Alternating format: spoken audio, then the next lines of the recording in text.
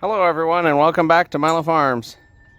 Well, had a bit of a problem here with this old hot tub. This is a Clearwater hot tub model 93L. So it's the one with the lounger in it. And we went out the other day to get ready to use it and opened the lid up, noticed that it was quiet and the water was cold. And looking at the control panel, it had an error message on it and said, hit any button to restart the pump. So I hit any button to restart the pump, and the circulation pump, which is this pump right here in front, started humming really loud. Took the side cover off, took a look at it, and sure enough, that pump was seized up. I kind of figured that pump was on its way out, as a few weeks ago it kind of was making a little bit of a squeaking noise, but it finally gave it up, so the motor will not turn at all. So to get in here to take a look at replacing this and diagnosing it, we took the side cover off and the two trim pieces. And you get in here, and there's three pumps on this particular model. There's this small one, which is just the circulation pump. And then there's a large pump over here, which is one side for the jets.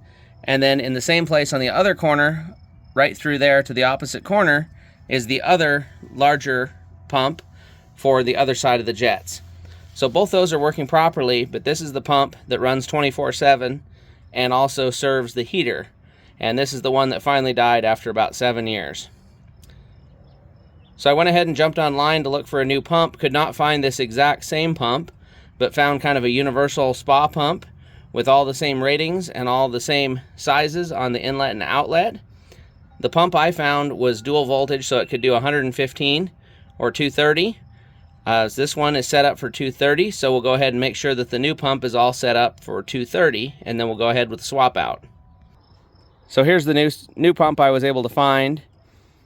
Everything's good to go on it, but if you look down here at the bottom, it has two voltages, low and high voltage. If you look at the end right here, it says factory set to 230. Refer to the instructions for 120. So we're going to leave it set for 230, which is the schematic on the right, and it's already set up that way. So first thing we're going to do is go ahead and try to swap out the hookups for the water inlet and outlet to make sure everything fits. There's water in the hot tub right now, so as soon as I pop these off, it's going to start spraying, but I think we can do it very quickly without having to drain it. There's one valve right here that we can close. The other valve, I have no idea where it is on the other side, but it's probably going to be a safer bet just to swap it out with water going everywhere than to mess with this valve that we could break and then messing with trying to find the valve on the other side. So we'll go ahead and swap that out first.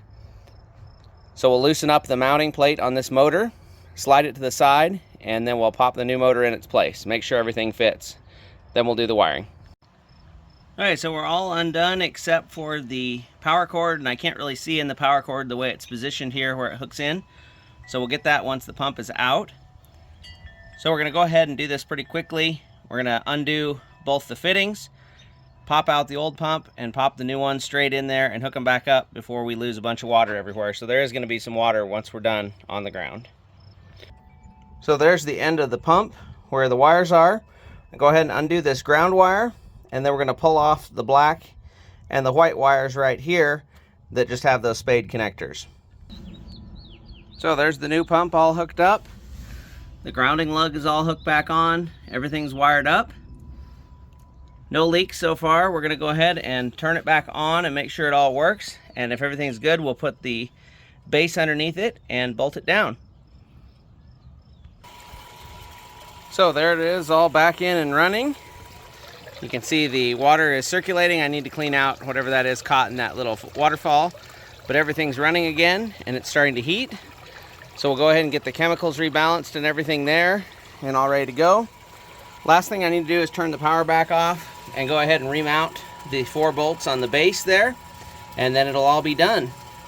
I did notice a hose that was up here that was cracked in the process, so I'm going to get that replaced as well while I have it apart, and we'll get the chemicals all straightened out again, and everything should be good to go. So I hope everybody enjoyed the video. Remember, you can't finish a project without getting started.